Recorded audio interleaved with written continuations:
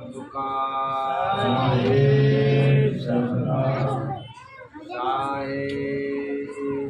सबका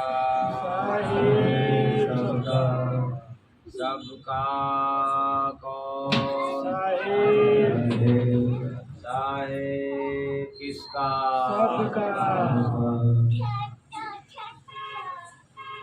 आज हम लोग सचिवालय नगर बनस्थलीपुरम हैदराबाद तेलंगाना में बड़े ही आस्था भाव के साथ रात्रि के समय में आध्यात्मिक भजन सत्संग सुनने के लिए बैठे हैं। तो कार्यक्रम की शुरुआत एक भजन के साथ। साहेब सबका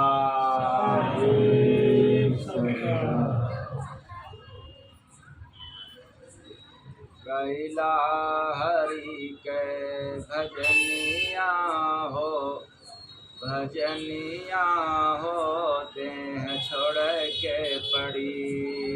कैला हरि के भजनिया हो, भजनिया हो देह छोड़ के पड़ी। छोड़ के पड़ी देह छोड़ के पड़ी भैया छोड़ के पड़ी। सतगुरु के आजा सरनिया हो, सरनिया हो दहिया छोड़ के पड़ी। छोड़ी के आजा सरनिया हो, सरनिया हो देह छोड़ के पड़ी। कैला हरि के भजनिया हो देह छोड़ के पड़ी। कैला हरि के भजनिया हो, भजनिया हो देह छोड़ के पड़ी। मानो सदैया त फिर नाही पैबा, सदैया फिर नाही पैबा। कैला हो चूक तो फिर पछतैबा हो, फिर पछतैबा। फिर पछतैबा हो, फिर पछतैबा। याद करायापन करनिया हो, करनिया हो देह छोड़ के पड़ी। याद करायापन करनिया हो, करनिया हो देह छोड़ के पड़ी। मिलल बमौका तो कर जा उतारा, मिलल मौका तो कर जा उतारा। श्वास पकड़ के उतरा हो पारा, सब करके उतरा हो पारा। मत करायब की नदनिया हो, नदनिया हो देह छोड़ के पड़ी। मत करायब की नदनिया हो, नदनिया हो देह छोड़ के पड़ी। छोड़ के पड़ी देह छोड़ के पड़ी भैया छोड़ के पड़ी। सतगुरु के आजा सरनिया हो देह छोड़ के पड़ी। सतगुरु के आजा सरनिया हो, सरनिया हो देह छोड़ के पड़ी। आए न हर बार सतगुरु बुलावा, आए न हर बार सतगुरु बुलावा। पाके नर्तन हरि गुण गावा, हरि गुण गावा। पाके नर्तन हरि गुण गावा, हरि गुण गावा। कृपा से बनी है भजनिया हो देह छोड़ के पड़ी। कृपा से बनी है भजनिया हो देह छोड़ के पड़ी। जय गुरु बंदे भजन करावे, गुरु बंदे भजन करावे। जन्मो जन्म के कर्म मिटावे हो कर्म मिटावे। जन्म जन्म के कर्म मिटावे हो कर्म मिटावे। सटी है न माया जोगिनिया हो जोगिनिया हो देह छोड़ के पड़ी। सटी है न माया के योगिनिया हो योगिनिया हो देह छोड़ के पड़ी। महिला हरि के भजनिया हो भजनिया हो देह छोड़ के पड़ी। गैला हरि के भजनिया हो भजनिया हो देह छोड़ के पड़ी। साहे सबका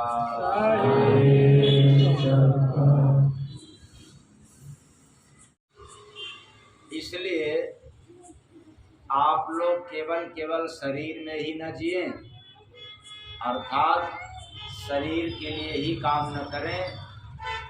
मनुष्य तन मिला है तो शरीर के साथ साथ आत्मा के लिए भी काम करना है, या आत्म कल्याण करने के लिए मनुष्य देह मिला है।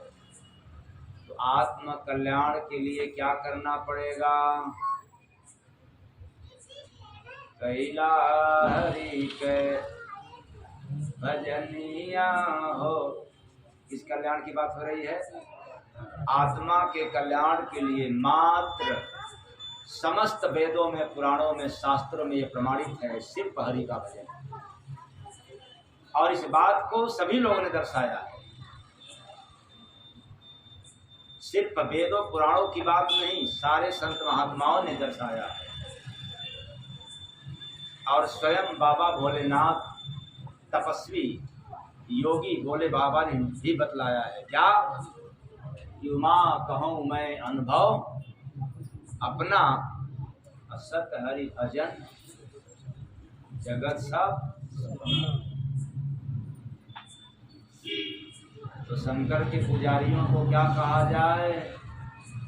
ओम नमः शिवाय, ओम नमः शिवाय। हरि का भजन नहीं है, क्योंकि बाबा भोलेनाथ ने कहा है कि सत हरि भजन जगत सब सपना।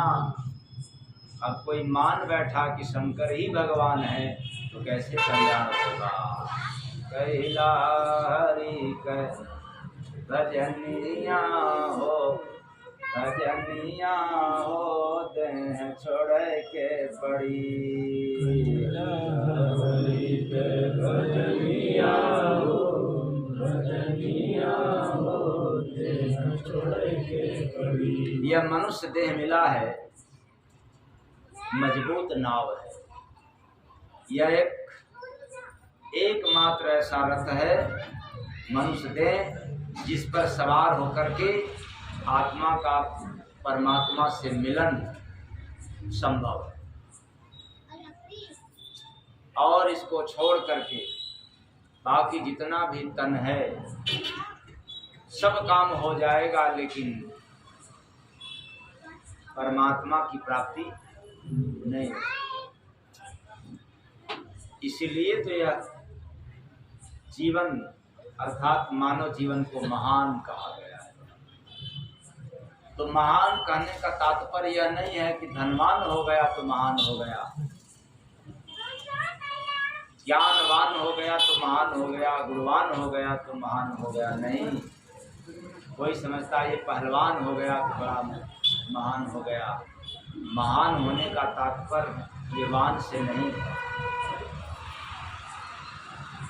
तब फिर आत्म कल्याण का जो काम करता है वही जगत में महान हुआ है। और मैं तो कहता हूँ कि आत्म कल्याण की काम करने वाला इंसान सिर्फ महान ही नहीं, इस धरती पर भगवान बन करके गया। प्रेम से बोलिए सत्य भगवान की जय। आत्म कल्याण सिर्फ है, आत्म कल्याण। लेकिन हम लोग अपने आँख के कल्याण में परेशान हैं, दांत के कल्याण में, कोई जिह्वा के कल्याण में परेशान है कि ऐसा खाऊं कि जीवा को बड़ा स्वाद मिल जाए। कोई पेट के लिए कि हमारे पेट का कल्याण हो जाए, इतना भोजन कर लो कि हम एकदम से 15-20 केजी पेट आगे निकाल दें, और फिर जिंदगी में पछताना चाहें तो वो पछताने तो आता।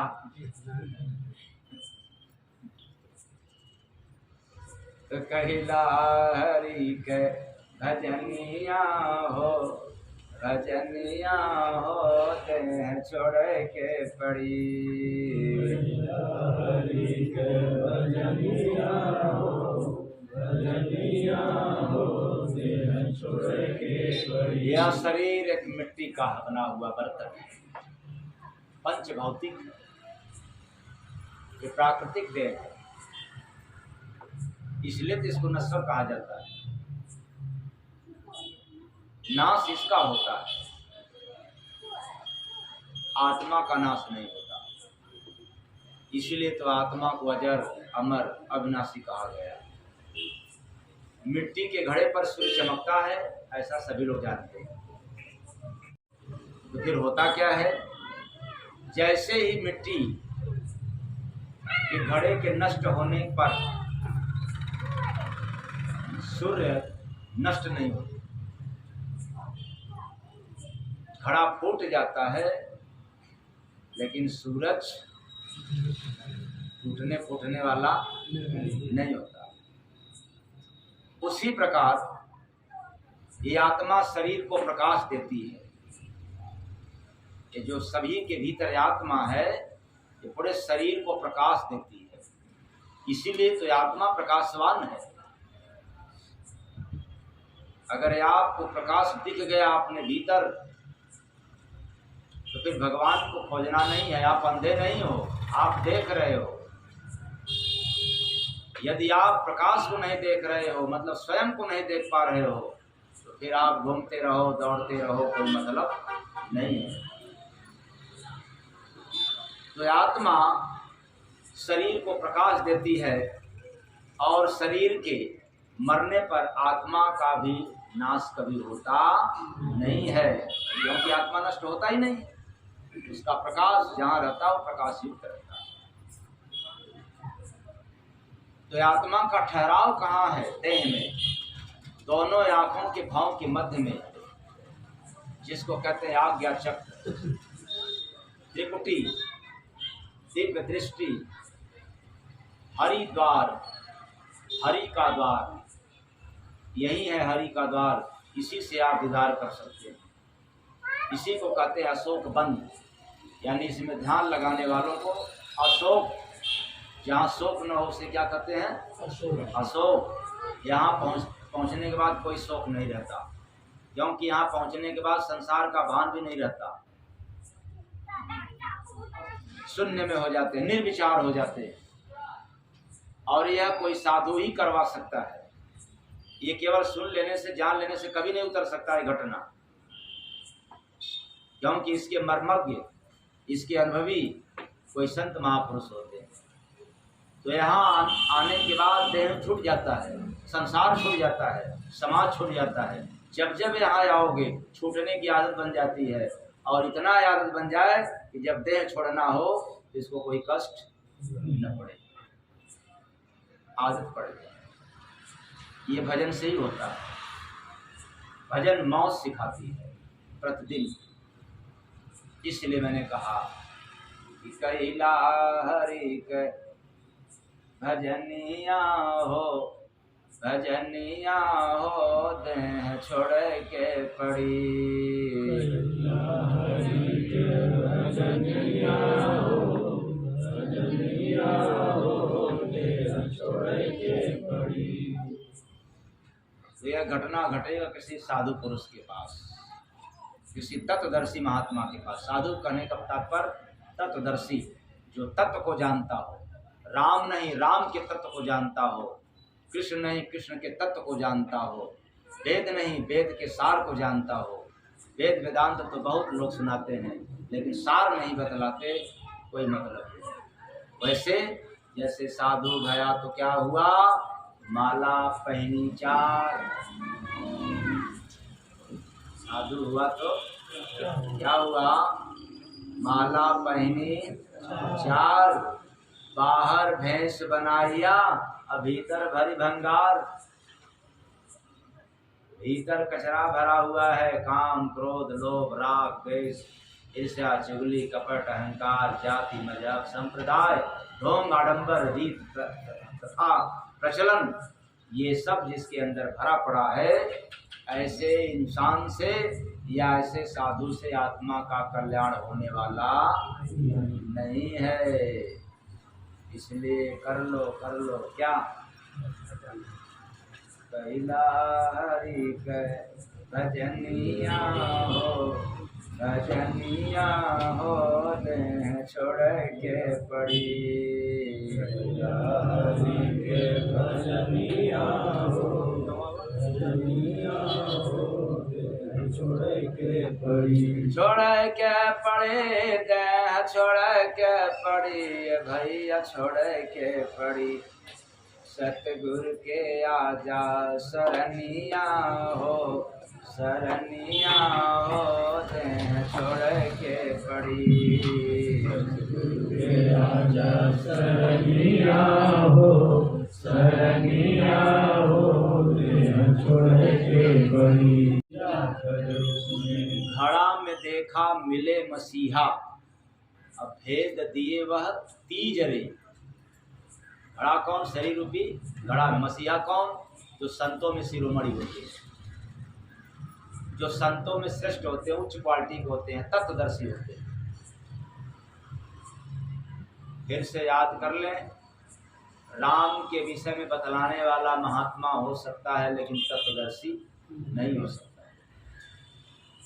और राम के नाम के विषय में बतलाने वाला व्यक्ति वो तत्वदर्शी होता है, वो संतों में शिरोमणि होता है। इसलिए धरती पर हमेशा हर युग में साधु महात्मा थे, एक नहीं अनेक, लेकिन उसमें कोई न कोई श्रेष्ठ पाया गया, हर समय में शिरोमणि पाए।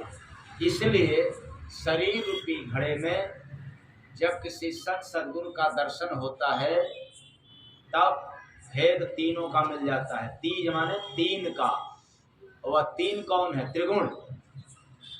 त्रिगुण का भेद मिल जाता है। और त्रिगुण कौन? सतोगुण, रजोगुण और तमोगुण। ये तीन गुण किसको मिला है? ब्रह्मा जी को, विष्णु जी को और शंकर जी को। तीन गुण के मालिक हैं लोग, अलग अलग गुण के मालिक हैं। तो इन गुणों को देने वाला कौन है? समझ लेना, इनके पास स्वयं का गुण नहीं है। आपको याद होना चाहिए कि जब भगवान राम अवतार लिए थे उनके पास कितना गुण था? 12।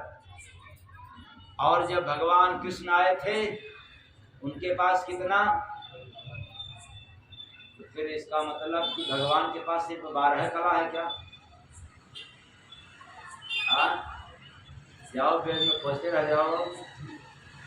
क्या भगवान के पास 16 कला है? उन कलाओं में से सिर्फ कला मिला था भगवान कृष्ण को 16 और राम को 12। अनंत कला है। वो भगवान कोई और है जिसके पास अनंत कला है। इसलिए ये जो गुण मिला है, सतोगुण, रजोगुण, तमोगुण, ये ब्रह्मा विष्णु महेश को मिला है। और इनको मिला कैसे? तपस्या के बाद दौलत। इन लोगों ने तपस्या किया है और इनको गुण मिला। और कोई तपस्वी ही इन तीनों के गुण से पार करा सकता है।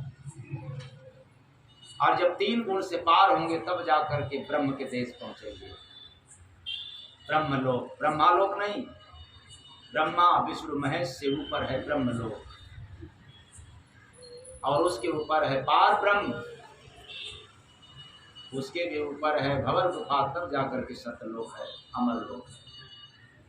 ये बात केवल संतों के शरण ही जाने पर मिलता है।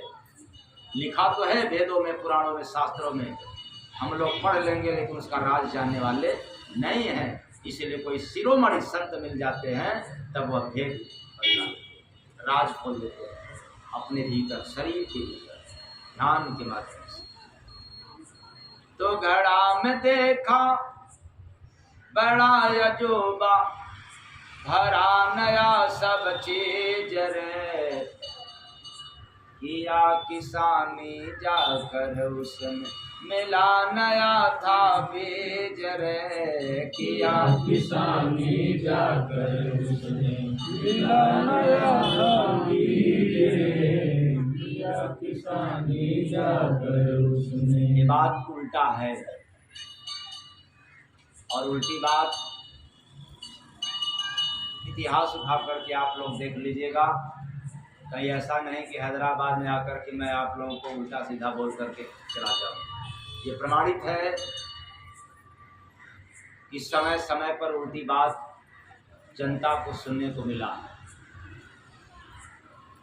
जैसे जब कबीर साहब ने इस धरा पे आया था तो उल्टा पैगाम सुनाया, उलट भांसी नाम से। वो कैसे? दास कबीर की उल्टी बानी, बरसे कंबल भीगे पानी।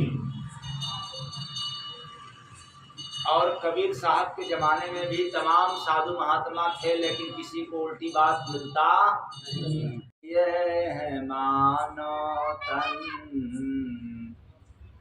कर ले हरि भजन,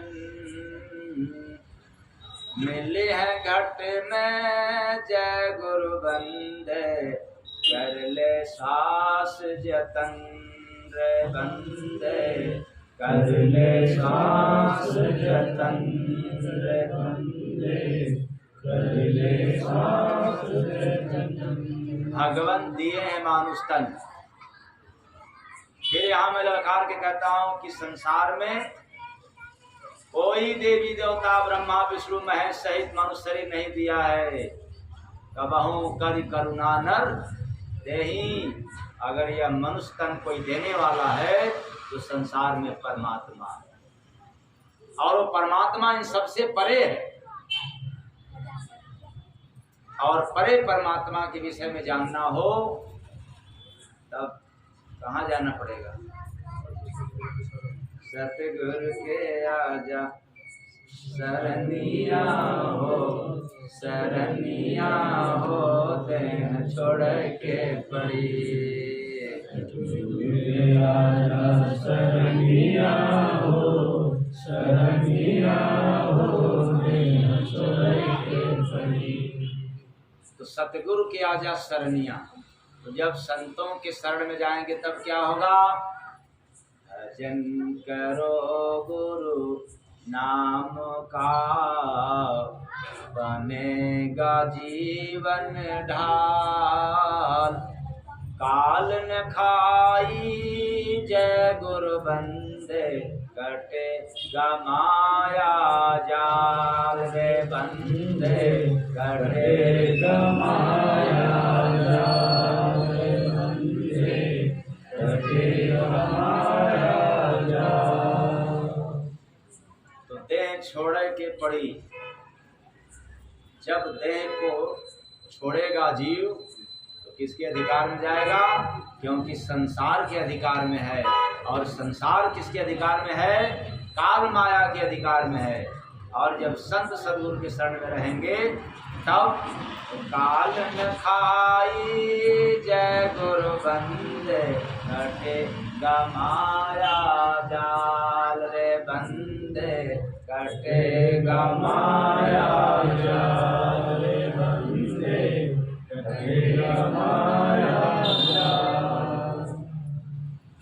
इसलिए जाकर के भजन कर लें सद्गुरु के शरण में। भजन करो गुरु नाम का,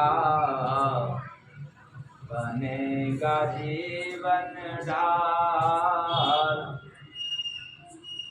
अगर भजन नहीं करोगे तो यह मनुष्य जीवन काल माया के अधीन है, अधीन ही रह जाएगा। इसका अधिकार है, इस अधिकार से मुक्त होना है। काल माया का अधिकार से आप लोग क्या समझते हैं? क्या वो अनुशासन करता है? क्या आपके ऊपर शासन करता है? ये आपको पता नहीं चल पाता।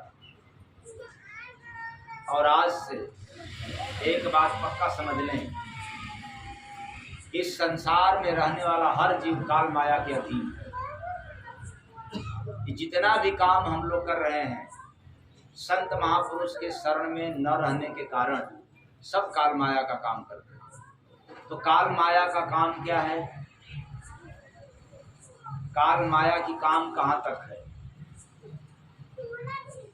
जहाँ हरि का भजन नहीं है वहाँ तक काल माया का अधिकार है। यानी पूजा पाठ, तीर्थ, व्रत, मंदिर, मस्जिद, दुकान, मकान, शादी, विवाह सब क्या है? किसके अधीन? व्रत, उपवास, वेद, पुराण सब किसके अधीन है? बड़ा संकट में आ गया। वेद पुराण भी काल माया के अधीन, तो फिर काल माया से मुक्त कौन है? जिसने वेद पुराण लिखा, जिसके हृदय में वेद पुराण उतरा, वो काल माया से मुक्त है। और उतरी हुई बाणी हम लोग पढ़ते हैं तो काल माया से युक्त हैं, उससे कभी मुक्त नहीं हो सकते। आज भी जिसके हृदय में वेद पुराण उतर रहा है उसके शरण में जाएंगे तो मुक्त होंगे। अब निकल जाने के बाद फिर मुक्त नहीं हो सकते। इसलिए काल माया का काम है। हम लोग सुबह से लेकर के शाम तक 99-100 के चक्कर में हैं। ये काम इंसान का नहीं है, ये किसका है? काल माया। बहुत दो कैसे? तो कह रहा हूँ कि आप 99-100 कमा करके तब पेट भर रहे हो। पशु और पक्षियाँ बिना 99-100 कमाए भी पेट भर रहे हैं। तो रुपया से ही पेट भरता है। ये मनुष्य के जीवन में मस्तिष्क में भ्रांति पैदा हो गई। प्रकृति का नियम है पेट पालन करना। इसका नियम, जिसके पास धन नहीं है उसका भी पेट भर रहा है, और जिसके पास धन है वह भी पेट भरने में ही परेशान है। इसलिए पशु के समान है। प्रेम से बोलिए सतगुरु भगवान की जय। ये सब काल माया के अधीन है। आप पेट के लिए काम करें, परिवार के लिए काम करें, सब काल माया के अधीन है। सिर्फ काल माया के अधीन रहते हुए जब परमात्मा की प्राप्ति के लिए अर्थात आत्मा के कल्याण के लिए हरि का भजन करते रहेंगे, तब काल माया का अधिकार आपसे दूर हो जाएगा। वो कैसे? जैसे शादी विवाह जब तक नहीं है तो लड़के पर अधिकार माता पिता की, और बेटी पर भी अधिकार किसका? माता पिता। शादी हो जाने के बाद बेटी पर अधिकार और बेटे पर अधिकार, और आप लोग घंटा हिलाते रहते। तो कहिला हरि के भजनिया हो, भजनिया हो ते छोड़ के पड़ी।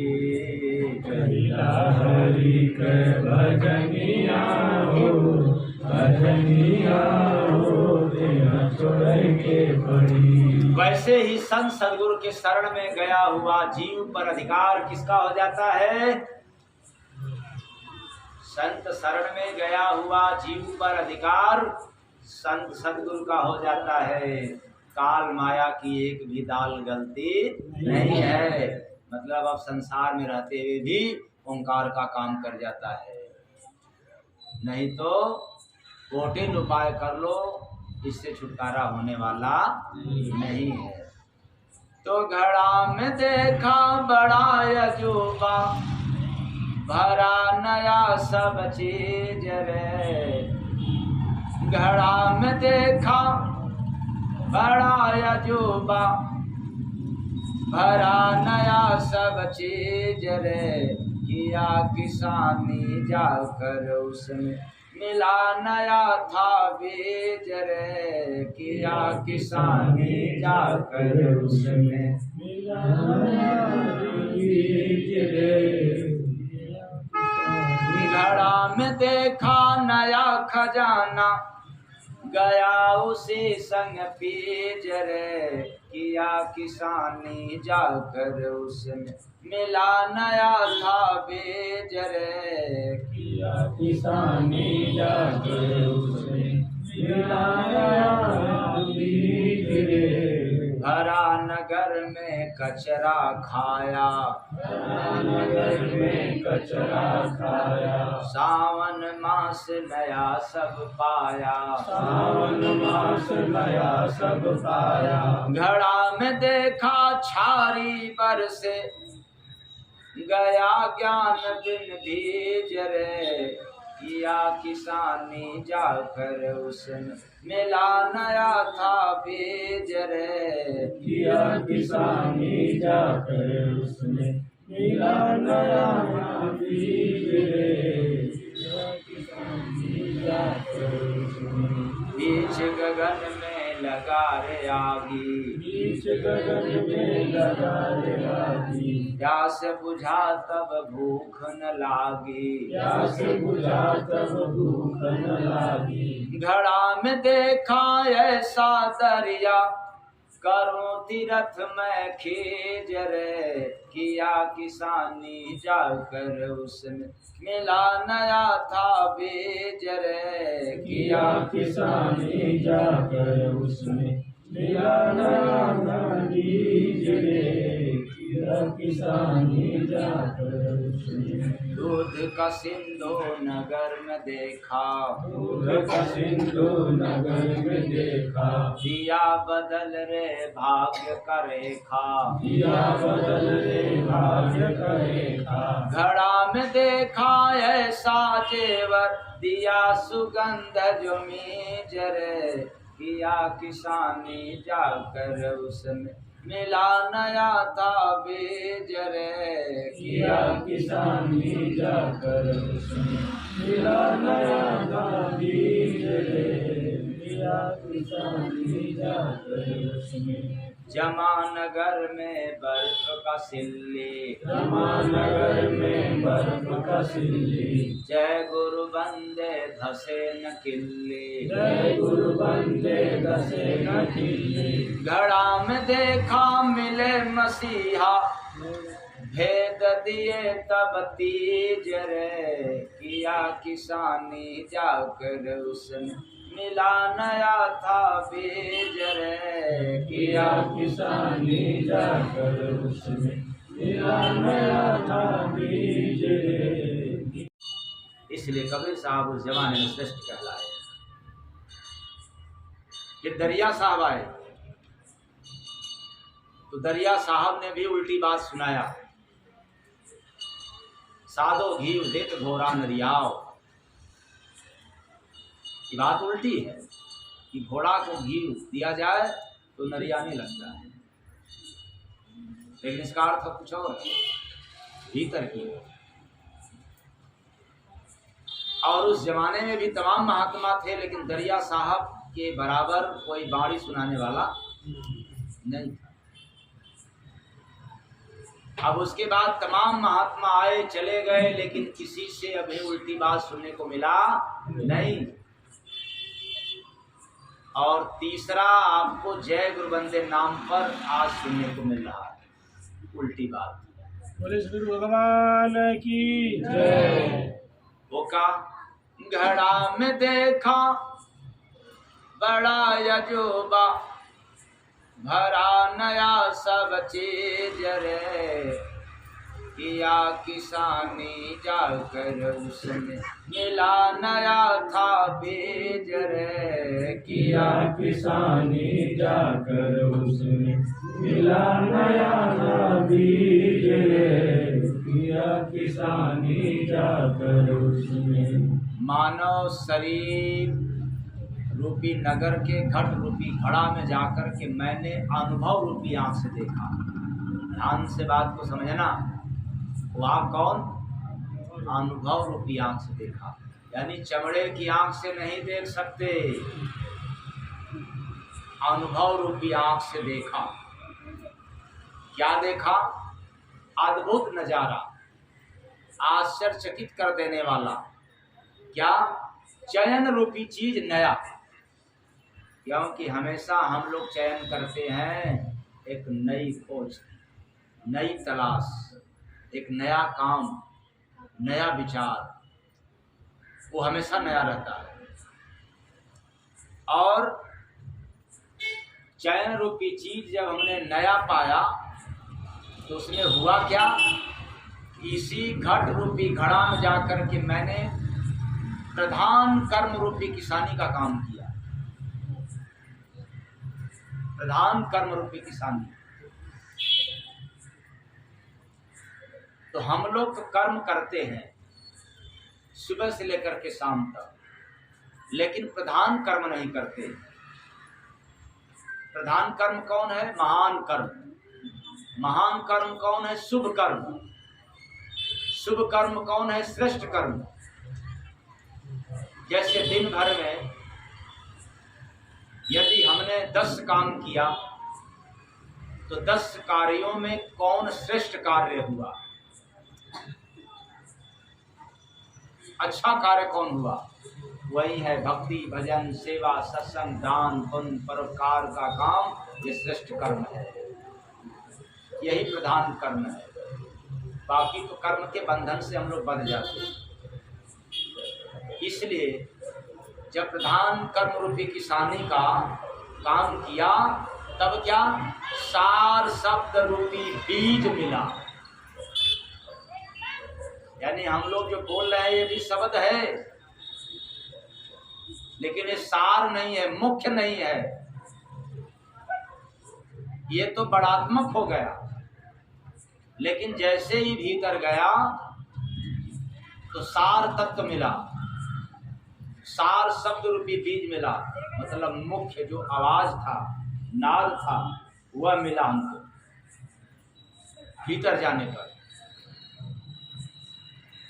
दूसरा उदाहरण, जैसे घंटा पर चोट मारे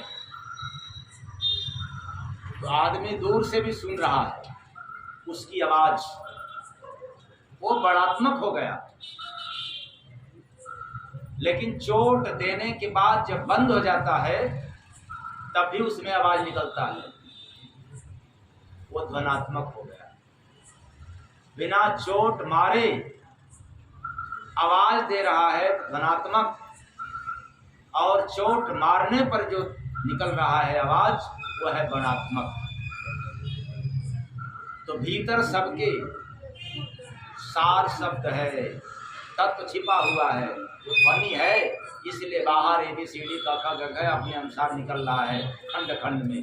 भीतर जो है वो अखंड है और जो बाहर निकल गया वो खंड में है। तो आँख से भीतर जाकर के पाया। अब आप लोगों को क्यों नहीं मिलता है? क्योंकि आप लोगों के पास आँख तो है लेकिन अनुभव वाली आँख बंद है। खुलेगा कैसे? जिसकी आँख खुल गई है उसके पास जाओगे तो खुलेगा। जिसका खुला ही नहीं है वो नकलियों के सामने क्या खुलेगा? केवल रामायण, गीता, वेद, पुराण की बात सुनने को मिलेगा, लेकिन आँख खुलने वाला काम नहीं हो पाएगा। खुला ही नहीं है। कबीर साहब का खुला था, उन्होंने पैगाम दिया। रविदास जी का खुला था, मीरा की खुल गई थी। तुकाराम, एकनाथ, गरीबदास इत्यादि महापुरुषों का आँख खुला था, खुले हुए नैन से पैगाम दिया। और आजकल तो लोग बंद आँख है, पैगाम दे रहे हैं। अंधा गुरु बहिरा चेला, होय नरक में ठेलम। कैला हरि कै भजनिया हो, भजनिया होते हैं छोड़ के पड़ी। भजनिया हो, भजनिया होते हैं छोड़ के पड़ी। बस आज इतना ही। गाड़ी आप लोगों को गहरा चोट दिया हो तो अपना समझ करके क्षमा कर दीजिएगा। आशा रखता हूँ कि आप लोग क्षमा करेंगे। साहेब सबका साहेब सबका।